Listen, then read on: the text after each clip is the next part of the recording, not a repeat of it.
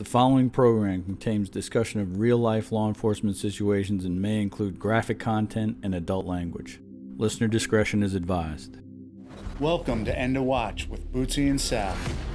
We're your hosts, Kevin Grogan and Lou Velosi. We'll weigh in on topics that affect the law enforcement community and invite guests who have their fingers on the pulse of our nation. With over 40 years of combined law enforcement experience, ranging from patrol to multi-million-dollar federal investigations, we are not going to pull any punches. All right, welcome to End of Watch with Bootsy and Sal. I'm your host, Kevin Grogan, a.k.a. Bootsy. And I'm Lou Velosi, a.k.a. Sal. Sal, man, you getting sick of the cliche of the American hero? No, I'm not. Dude, we keep doing it, and they keep showing up on the show. And this week is no different with the retired Command Sergeant Major Tom Slattery, author of the best-selling All Secure. Sergeant Major, thanks for joining us, man. Welcome. Hey, thank you both for having me on. It's a pleasure to be here.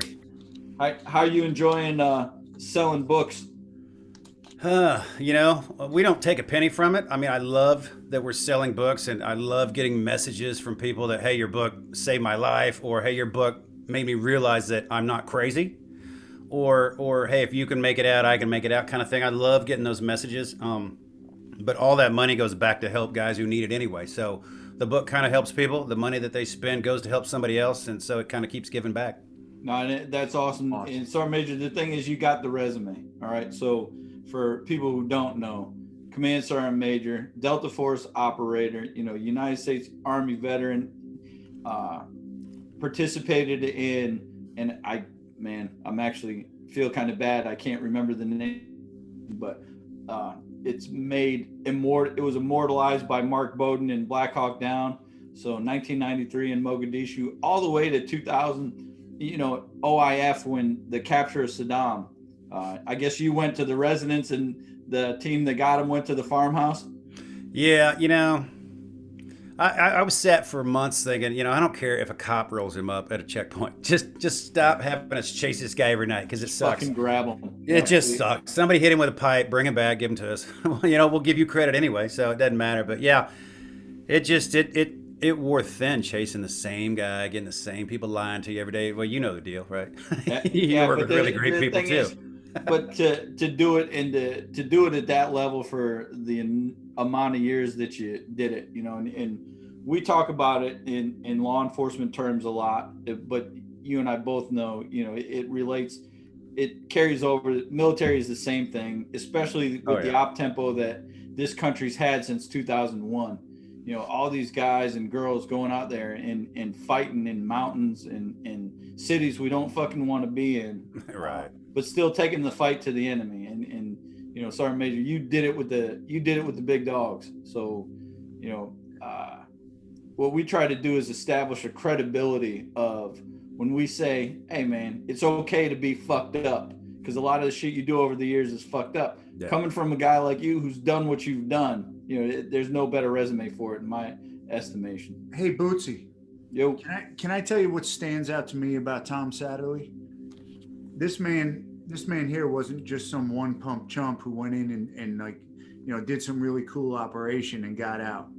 This man had a career.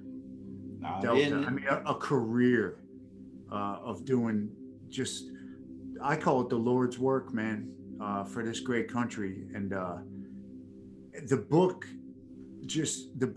really goes into it, what he did and the aftermath. And Bootsy, no one can relate with that sentiment more than me and you. That's for damn sure. But so, Sergeant Major, the question I have is, how did it start? Where did your Army career begin, and how did you wind up, taking the path you took? Man, luck. I'll tell you what, I didn't have a laid out plan in my life. I was swinging a hammer building houses after high school. I went to college, blew my parents' money, right? Nope. I didn't get an education there, so I can definitely relate to that. Came back a little early, and building houses, in the same town I grew up in Indiana. And my friend came back from basic training, and he's like, "I'm going to Germany. This is great." He's rubbing his head. He's got short hair. We were in a band together in high school, and we're going to a concert. And he's telling me all about how he's going to Germany, how great it was, and it's cool, and you get uniforms and shit. And by the time we got up there, it was an hour drive. I was going to join the army, and I was going to get in for 4 years, get some college money, and get out. Right? Pay my parents back, go to college. Well, I don't know. I was just going to do something for 4 years. GI Bill, right? Yeah, get some money, man. Get some health care. Get in and out. And hey, and a cool haircut. Don't forget. Right? You get a cool haircut. My brother joined the army, and he went to basic between junior and senior year of high school. So I made fun of him. I made fun of him and his haircut in the army, how stupid you are. And something happened within that first 4 years. I did some cool shit, French commando school, German Ranger school, platoon confidence training in Bad Tolz, Germany with the Green Berets there. And I was like, well, shit, this is cool. This is better than what I'm doing now. Tom, can I just interject here? Like that shit that you just listed like it was nothing. Like 98% of the dudes in America dream of doing something like that. And it rolls off his tongue like, yeah. So I did this, but wait, that was just the beginning. Super cool, brother. Go ahead. Sorry for the interruption. No, but it's the same as like running in a door every day or doing some scary shit that everybody's like, not me, man. Right? But it's like butter and bread, man. You do it every day, and it's just what you do. It's almost scary because it comes too comfortable, So that's when you get stuck. But yeah, I mean, that was great. And I couldn't get into the Green Berets because I needed another school. So I just re-enlisted for jump school, got to Fort Bragg, and I knew I'd work my way. And then I went to, Special Forces Assessment and Selection after that. And then I went to the Special Forces Qualification course. And then I was in language school trying to learn Persian Farsi. And some guys came to the class, and I was out on a break doing push-ups and flutter kicks, just try to stay in shape because it was boring. And they said, hey, you should try out for the unit. And I go, is that cool? I'll do that. Is it better than this? Because I'll keep climbing the ladder because I'm young, I'm fit. I'll just keep going to these schools.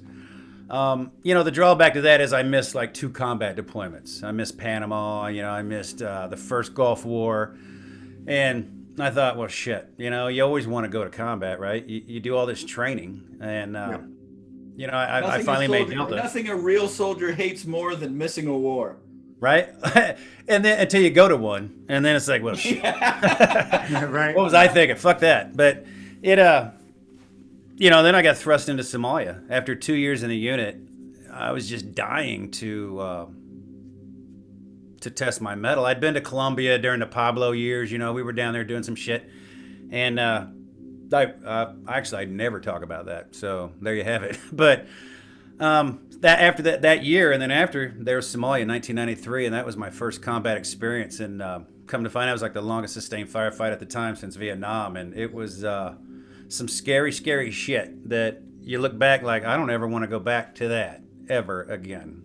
No, and that was one of the things that that was not a little skirmish. I think a lot of people, I think the book, and I don't want to plug too many books, but Black Hawk Down. It was so well written. I think it gave people a lot of feel, but I remember being, I had just graduated high school, and I remember seeing the news reports of it and that kind of stuff. And, to me, it was kind of a little bit of a skirmish, Right. But we saw the Rangers getting dragged, you saw the bodies getting dragged. You saw all the news coverage and that kind of stuff. So you knew it was serious, but it was just a quick little instant. And it was anything but, as you know better than most. Yeah, it completely changed the way we did, urban combat in the military forever. It was, we didn't know what we were doing anyway. I mean, we were in and out people, right? In and out, 30 minutes, maybe, less if, I've done hits in Iraq that were like, look, 2 minutes and we're out of here. Sadr City. Wow. There's not enough of us, but we'll go in there, right? We'll smack that nest, but we got to turn and run, man. We can't, we don't have the ammo. We don't have the amount of people. We don't have armor. We go in light, fast, we get out. And, we paid for it in Somalia with plastic helmets. And I cut my Kevlar down to as small as I could so I could be fast. And then I realized you cannot run bullets. So you learn those as you things go. travel pretty fucking fast, don't they? Right? I never thought about that. 2,000, I don't know, feet per second, or can I run? No. So you might as well put on some thick Kevlar. But we've learned those lessons over and over again. And it's like we just try to rewrite the books. And then if you study it, you can go in and make sure you don't repeat it. But if you don't, you're going to end up repeating the same mistakes because you take that easy path, that comfort path of We're good. We're the highest, best trained in the world, man. And then you see a 13-year-old shoot your friend, you know? No, and You're it's like, well, there goes that. and you mentioned Solder City, but I mean, if you compare the raids in Solder City, you know those quick hits, and I was on the ground in Solder City for the long, sustained fucking getting rocks thrown at you, and you're like, hey, stop throwing rocks, and then the bullets come behind them, you're like, oh shit, you know, it's like whoa. Yeah, but, Solder City's no joke. No, it was not a nice neighborhood. I like to refer to it as, but the thing is we learned so much. So 2003. 10 years after Mogadishu, you know, we knew not to go out on our missions. I don't give a fuck how many hours you're out. You're not going out without your water. You're not going out without plenty of ammo just in case. Right. But in 93, it had been so long since a sustained operation. Yeah, you know, the Rangers, and this is in no way a judgment, but, you know, complacency. You're like, shit, we're the best. We're the baddest motherfuckers. Yeah. These guys are not organized. They don't know what they're doing. We're just playing for a quick rip. Mogadishu changed that for I think every branch of the service, but especially the Army and Special Operations. Yeah, I mean, when you find out later that you were fighting Al Qaeda before you knew Al Qaeda existed, that's right. You know, they were there training them to shoot us down and to learn how to. You know, we just stumbled into something that we didn't know about, and it was. I mean, you prepare for the unexpected, right? But you really didn't. We didn't, and to go out without night vision, to go out without more water, and I mean, I never repeated that. I was gonna, you know what? I did repeat that once, and I kicked myself in the ass. I repeated that in Iraq, and it hit me, and I realized it when another helicopter got shot down, and I had to make that radio call, and it was like, shit, you know, I didn't bring extra water again. And after that, it never happened again. I'd throw out extra water. I'd always bring extra things, but there's always something you learn in a shitty situation. Which makes you better. Tom, right? Let me tell you something. The way that you detail that and go over it in All Secure in the book is absolutely phenomenal, man. I mean, you got to read it to really. It's like you're living it if you read it, and you know, the fact that you kind of kept going back for more is, to me, it was one of the coolest parts about it. And you know, I always say, when, you know, and Bootsy and I have had some super cool guests on here who have done some super cool things, but for the most part, and you mentioned Colombia during Escobar, and we've had Steve Murphy and Javier Pena, the DEA Narcos guys, on here, but usually it's just guys, whether it's military, law enforcement, who've done really cool things, like one big case or one period. Yours just kind of was stretched out, man. It was, which to me, much respect, was super cool. And that's why All Secure to me was such a cool book.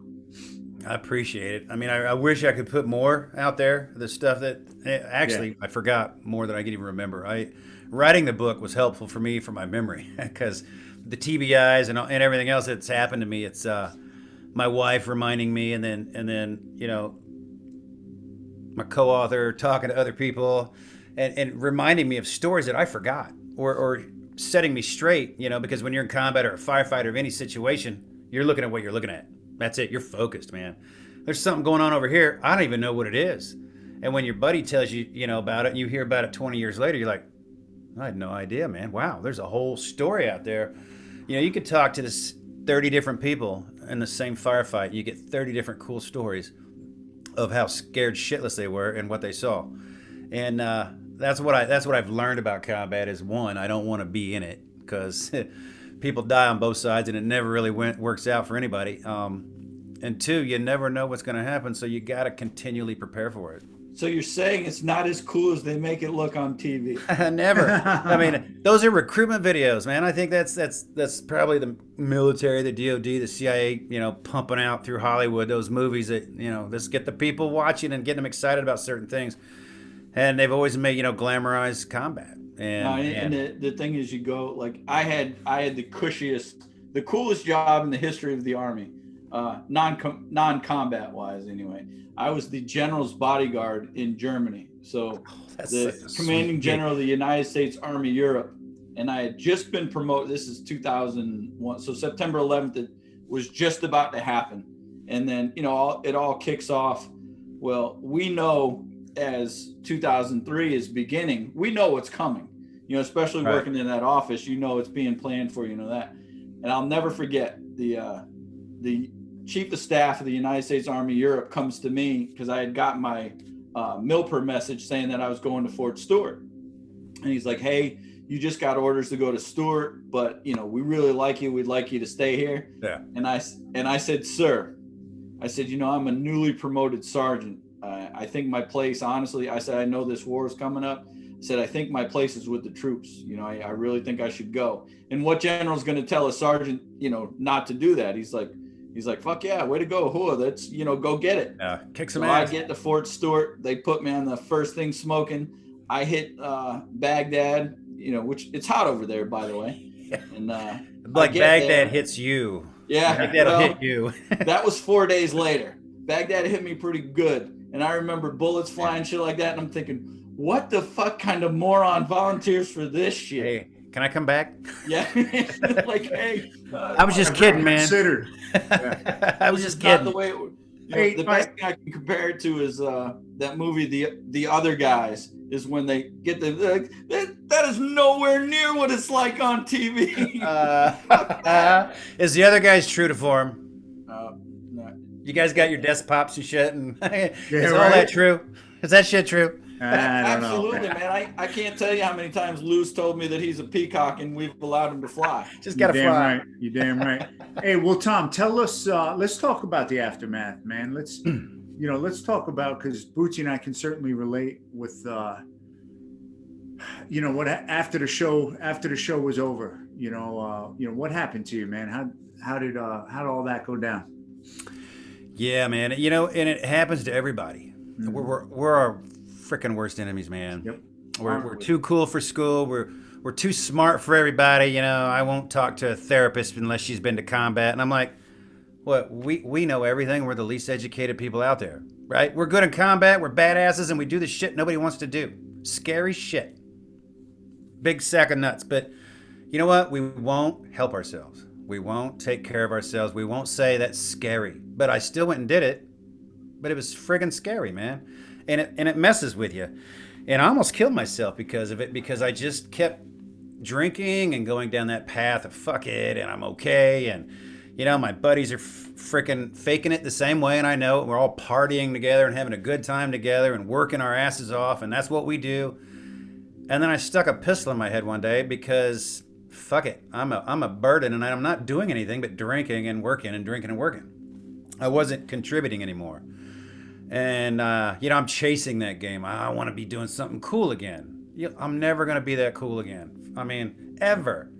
That's the definition of PTSD. Yeah.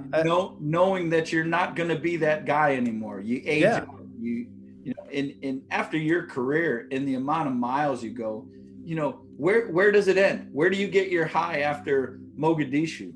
I've got friends that have died jumping out of fucking towers at 2 a.m, can't see the ground, and their chute didn't open. Found them the next day. Guys parasailing behind cars at 80 miles an hour. Nope, chute goes, or you're hitting the highway. I mean, guys are chasing the thrill. Yeah. Because they missed something, but you know what? Sit them down. I sit a lot of people down now, so I know the shit, right? I can mind fuck people now, but it's I have the hardest pipe hitters come to me and tell me, I don't need this, I don't need that. That's crap. That's bullshit. I go, they've been saying that since the first war, right? They've been saying that since the first guy killed the other guy. Yep. And it messed with him because it's not natural. You get trained to do it so easily, and you don't think about it.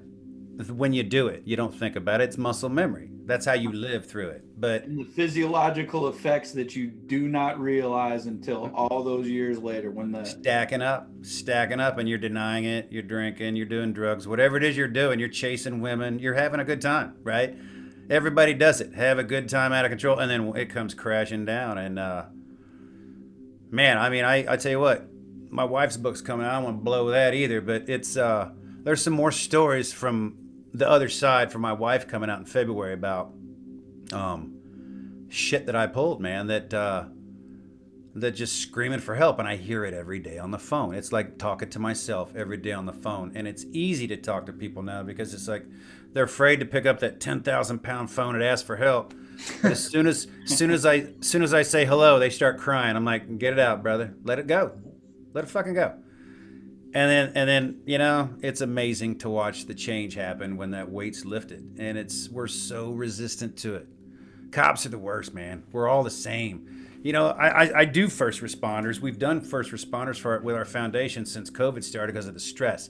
We've offered therapy. We've offered counseling. We talk to people. We go out and speak to them. And, firemen, they're different, right? They're a little bit like, I could use some help maybe, but, I'm still tough. Cops are like those combat dudes who are like, nope, I'm good. It's like, you're living in a combat zone, guys. They're like, well, I'm not like you. I'm like, what? You're not like me. I went to a combat zone and came home. You drive through a combat zone every goddamn day. You go to eat with your family, and there's people you might not like out there that see you, right? It's a stressful life. And we're drinking each other to death. We're making poor decisions, and we hate it because it's not what we want to be doing. Yeah. Tom, when you say poor decisions, Bootsy and I certainly can both relate to that. And I've been in that same place where you were. I've been in that dark room with you in that exact same spot where I didn't really see an alternative. And I can tell you one thing, in my darkest days, I had Bootsy. I had guys like Bootsy, other agents, that I had been to war with and worked with, that really were key, in helping me get out of that place. What was it for you, that helped you get out of that place? Man, it was my wife. My friends didn't even know. I mean, they jumped out of the car the day I was going to shoot myself. It was literally a 2-minute drive, and I'm in a parking garage from where we were working, and it was like happy to fuck it. And we're getting ready to go to get drunk, and my two buddies were like, they're focused on getting drunk, right? They don't even know that I'm different that day. And somebody I didn't even know noticed. Somebody from a different world, right? Like somebody from the left brain and right brain. They came together in the middle, and she saw that I wasn't happy, and she only knew me for a short time. And just a text, continuous text, and then finally hit me with what she paid attention to was, you're late. And I finally looked at the phone, with a gun to my head. I'm like, fuck this. And I look at the phone, and it's like, you're late. And I'm like, oh, shit. I'm like, literally went from going to shoot myself to clearing my weapon because I think I'm late for something now. So I had a mission. I was back in what I did. And I realized 2 years later, after I kept tanking for a bit, because you stumble, and then you hit rock bottom. Then guys like us pick up jackhammers and keep going deeper because we're not done yet.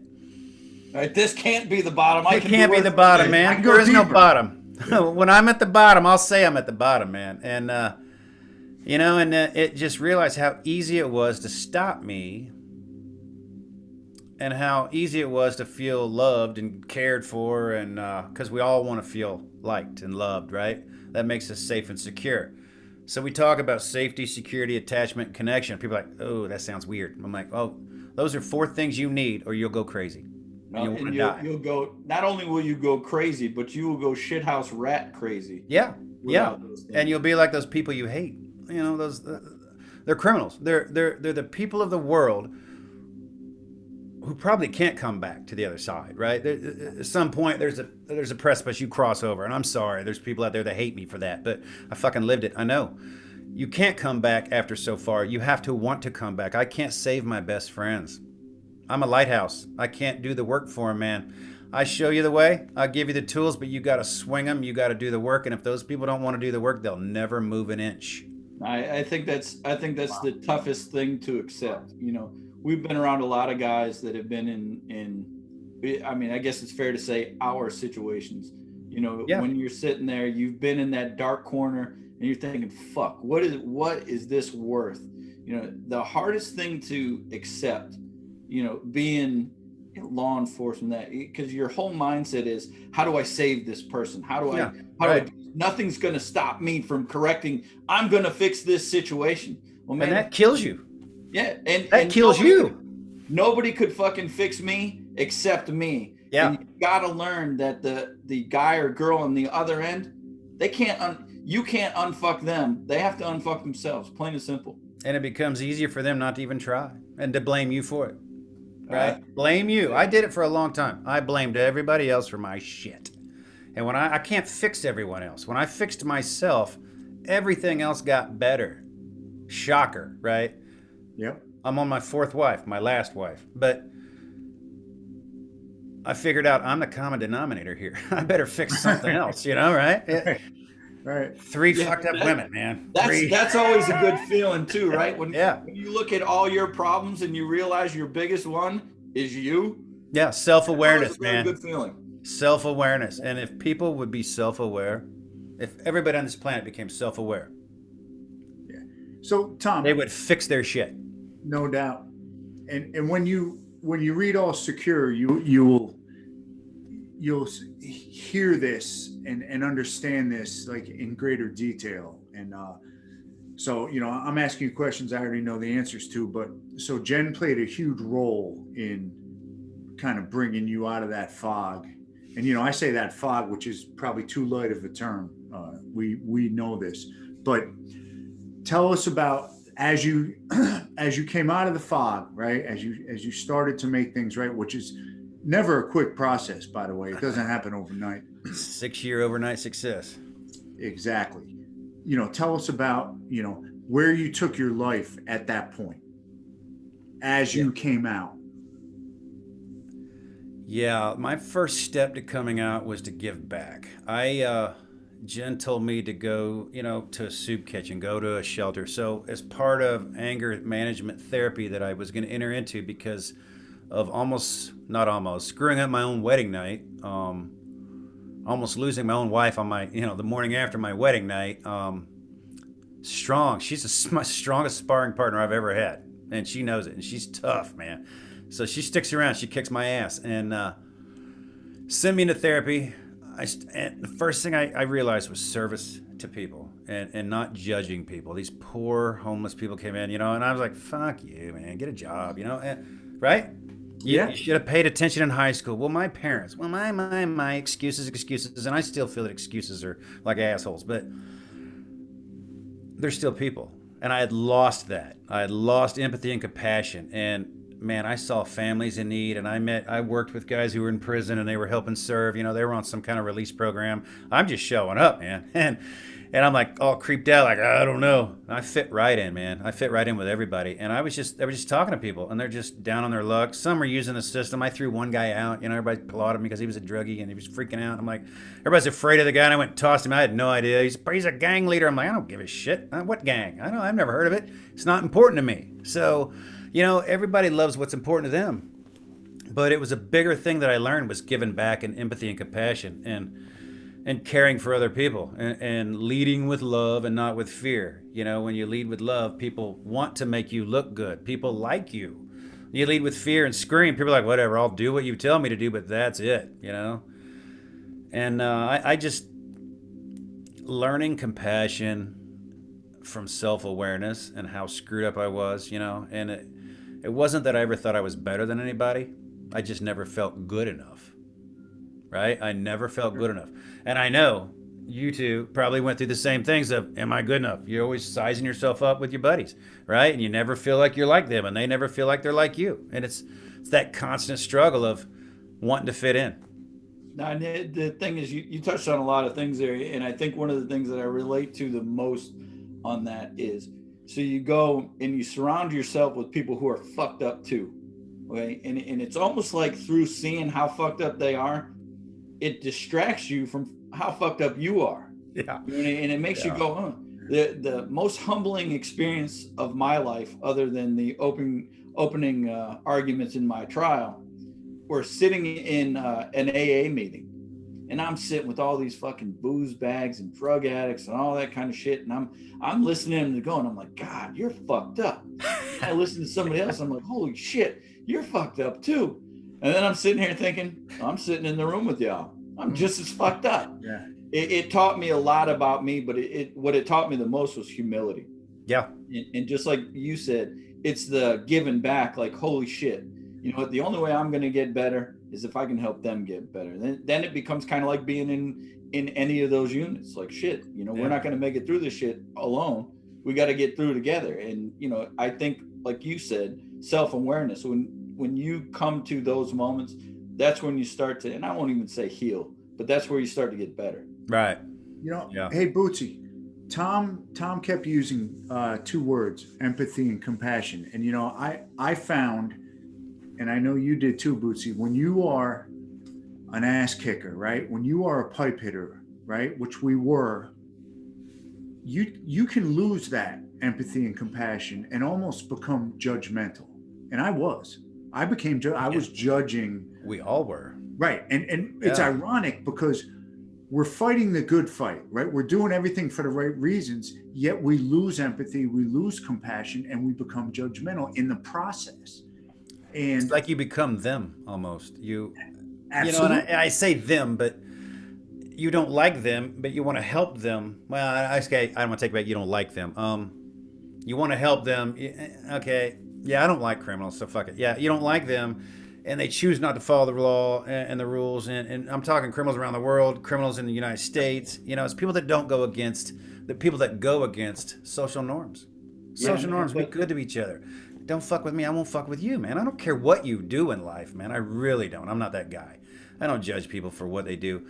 I became judgmental. We all do, because you can't see the scum of the earth every day and then walk up to someone that looks exactly like the scum of the earth and not judge them, because that's a safety button for you to survive.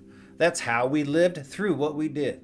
Yes. That's what protected us. Hate and anger got me through, right? It's a joke. It's seriously how we lived. And you know what, Tom? And my wife once pointed out to me. His wife hates me, by the way. Yeah, she does. You know, she was like, "Hey, man, you know, you're judging people. You're judging people, and you might need to look in the mirror because you know you might not be acting much better than those you're judging, man. You know." But you become like the 5 to 10 people you hang around the most. So if you hang around those people because your job or whatever reason, you become like them because that's how you survive amongst them. I mean, you have to. You have to blend in. You know, you have to blend in with the enemy to survive too, right? So you become like who you work with, and you're working with the shit. You become like the shit to survive and blend in. And then you realize one day you're like, man, that wasn't me. I got to get back out of here now. So at least we have the common sense and the heart and the strength to try. It's right? So scary to realize how easy it is to relate to what you think is the other half. Yeah. You know, the bad guys, they have the same tendencies we have. You know, you can't be good at what you do if you don't recognize it. And the closer you are to the shit, you really are that. Those same guys that we're chasing on the streets, or you're battling through any of those countries, the closer you are to them, you realize, fuck, that's me just on the other team. Yeah. We're all doing what we were taught to do. We're all supporting we're all the good guys, right? We're all the good guys.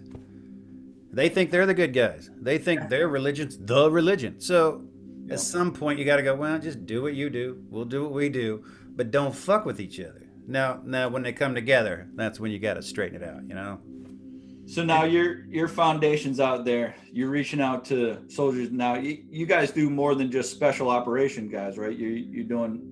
Yeah, we started out as a resource library, just offering people help on finding help, because it was shit. It was hard for me to find help, and hard for my wife to find help for me. And so she did the research thing, and she compiled it all together, and she got sick of training. I mean, she's a badass too, man, chasing around Navy SEALs and Green Berets and filming them and shit, and knowing when they're wrong, and for years. And then she said, I'm friends with these people too, and I'm not built for this shit. I need to leave this job. We need to start a foundation and help them after, because we were training them to go to war. We were the last stop before combat, and we would put them through everything we'd seen, and she would video it.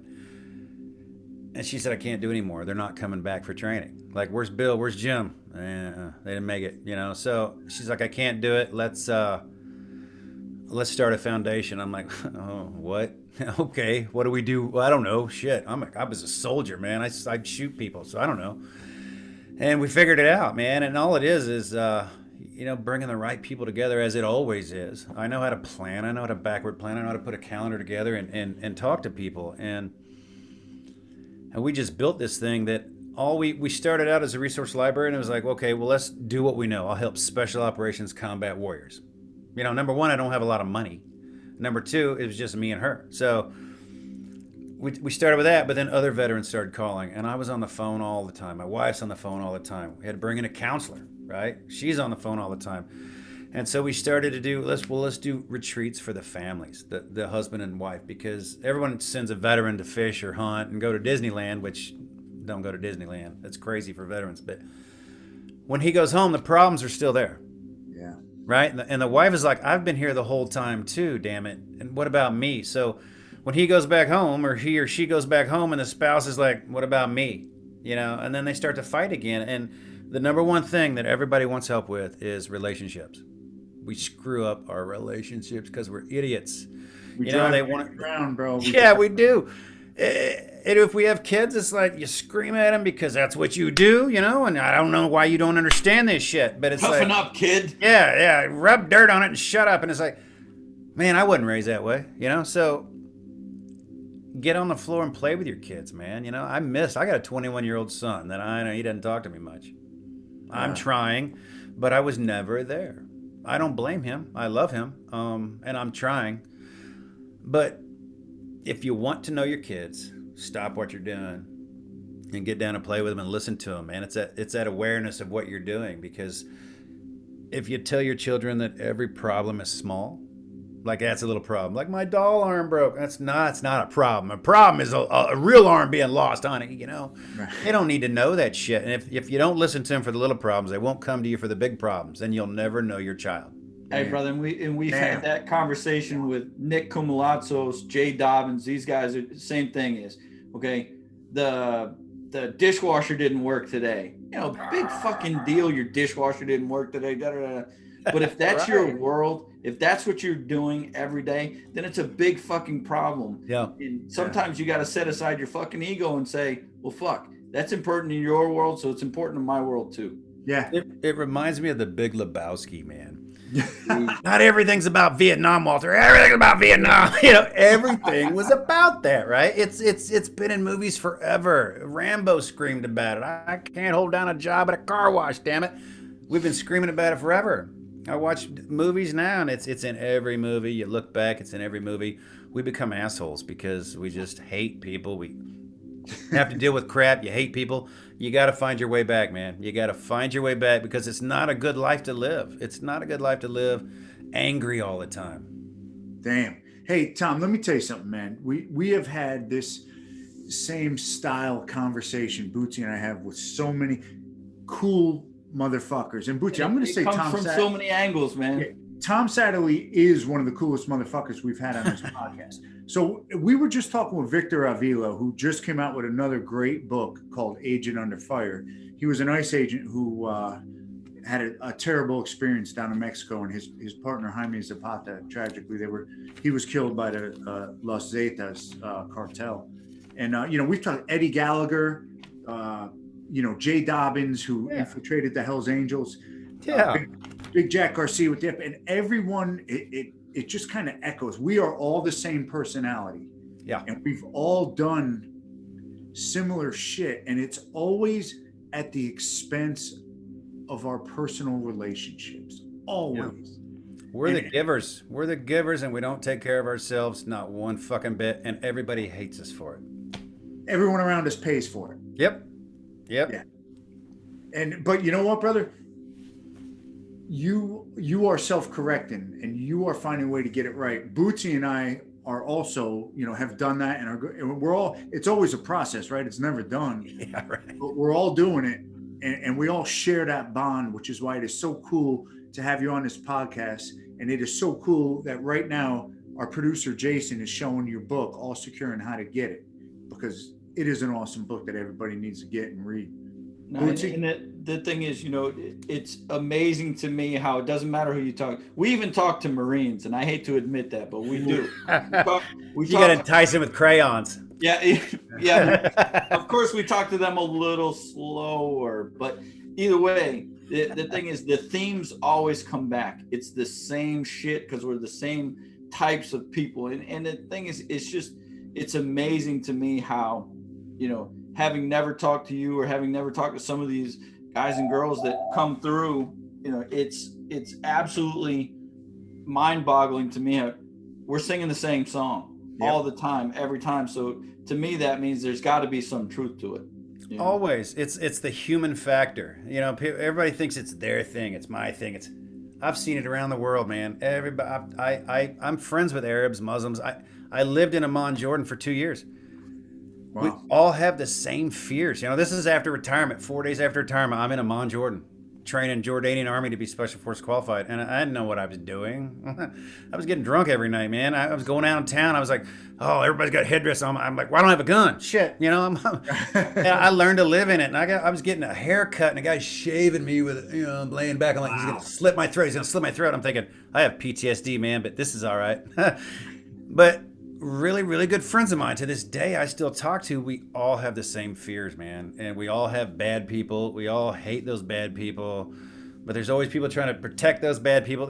It's the same around the world. We're all human, and the judgment thing comes from fear, a place of fear. We judge we're afraid of what we don't understand.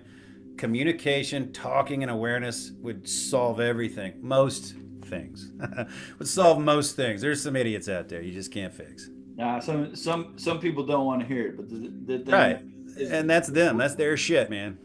No, and it's, if they're not going to help themselves, then so be it. But what's great for me, and like Lou said, we've done this with a bunch of different guys, but man, with a guy like a guy with your resume to come on and say the same thing, it's all you gotta reach out, even if the reason is selfish, even if it's selfishly, I have to help somebody else because it helps me, then fuck it, that's what I'm gonna do. Because the thing is there's so many people out there that are trying to call me on the phone, but there's right out there. Get off the podcast, man. Exactly. There's so many people out there suffering, and they just can't get out of their own way. But books like All Secure, and it's the reason we do this podcast, to tell people, go out and get you some fucking help. All right, it's one of those things. And I got up earlier and changed my shirt. 9 lines, 22 veterans a day. We got to remind ourselves, you're not alone. I know those boys at 9 line, man. Hey, we had Danny Merritt. He's been on the show. Tyler Merritt, great guys. Yeah, man. We're in Savannah with him. So yeah. Hey, Bootsy, can I make a controversial statement to close this podcast out? I can't believe that you would, but all right, I'm gonna do it. I'm gonna close this podcast out before the dedication that you make, Bootsy, with this controversial statement. Tom Satterly is cooler than Eddie Gallagher, man. Holy fuck! We've had them both on the show. You heard it here first. Hey, and I got to give it to you. And Lou, let me ask you the question: do you know why Tom Satterly is cooler than Eddie Gallagher? You're probably going to say it's an Army thing, I'm sure. You're absolutely correct. I'm just saying, as a person, he's a cooler dude than Eddie was. I don't care. Hey, Tom, really, the only people that we refuse to talk to on the show is the FBI. We don't even say the words. I can't even believe you just said that out loud. Can you edit that? We try not to talk to the Coast Guard either, but so be it. They're hard to get into. We got to wrap this up, and All Secure is up on the screen right now, and the information on how to buy it, how to get it. An incredible book, an incredibly cool motherfucker. Bootsy, you want to, I know that you have a special dedication today because it's kind of an anniversary thing, Officer Solomon and all that, and I'm going to let you do that and put that out there right now. Absolutely. Why we do the show. And dude, I'll be honest with you, that's the first thing I think we've talked about in a while that I actually appreciate from you. So November 19th, 2015, this is the 5th anniversary of the death of a personal friend of mine. I served with him at the Liberty County Sheriff's Department. I was at the Mace Drug Task Force. He was on the road at Liberty County. But this guy, we were in Iraq at the same time. We talked about that. The only bad thing I have to say about him is he's Jets and Yankees fan, but I digress with that. But we used to give each other shit all the time. I came back to Savannah, and Corporal William Solomon went out to work at the Georgia Ports Authority, and while he was working there, drunk driver comes and hits him while he's directing traffic. Horrible accident. His family had to go through all kinds of surgeries, and he hung on because he was a tough dude, man. Tough guy, but he lost that battle. His end of watch was 5 years ago today. But great American, great guy, great father, great soldier, great cop, great. And I hate to use the word great, but this is the guy, man. Everybody, he's one of the only guys, and it's crazy in Copland because there aren't too many that you find that nobody dislikes. Nobody disliked William Solomon because he was just that good of a guy. Talk about compassion, talk about empathy, talk about everything good in a human being, and that was Corporal William Solomon. So today, I salute this being the 5th anniversary of his end of watching. And Lou, man, seriously, I appreciate the opportunity to do that. Hey, man, R.I.P., brother. Yeah. Rest in peace. God bless. And Tom, I don't know if you got anyone you want to dedicate this podcast to, anybody you lost. That was a beautiful dedication, and thank God for people like him and his family. They're the ones living on with that. Yep. Somebody's bad decision, somebody's poor judgment. That's why we the line. Yes, that's why we do what we do. That's why we do this podcast. In the same vein of writing a book like All Secure, just to tell people, look, if I was fucked up, you can be fucked up too, man. Because if anybody had a reason to be fucked up, Sergeant Major, you were the guy. Yes. And we appreciate your service to what is still the greatest nation in the world. And I can't thank you enough for coming on and hanging out with us. No, man, it's my pleasure. And anytime we can remove people's excuses for not getting help, we do it, right? We do it. And I mean, we offer free counseling. Is that too expensive for people who need it? Right? My phone rings off the hook, but it doesn't ring off the hook that much. So there's people still out there that are just not picking up the phone, man. So pick up the phone. If you don't call me, call somebody. Call these guys. Call anybody. Talk to somebody, because you don't need to suffer. It's the longer you wait to get help, is the amount of time you'll suffer. Because once you start getting help, life gets a lot better fast. Amen. Couldn't have said that one any better. Hey, Tom Slattery, you're a great man. All Secure is an incredible book, and everyone who watches our podcast is going to buy it. Just awesome. It was so awesome to have you on the show and get to know you, brother. And we wish you the best, man.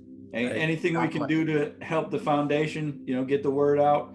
Just like we love to plug books, but more important, we love to plug foundations that are out helping soldiers, Marines, airmen, sailors, Coast Guard, law enforcement, first responders of all kinds. Anybody who's helping that, we're down with that cause. We doing it. We do it every day, man. 7 days a week.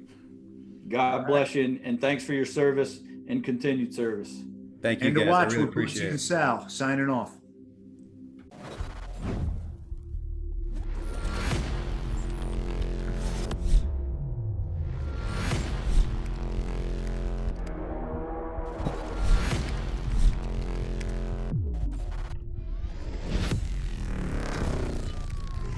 End of Watch with Bootsy and Sal. Available on Apple Podcasts, Spotify, YouTube, and more.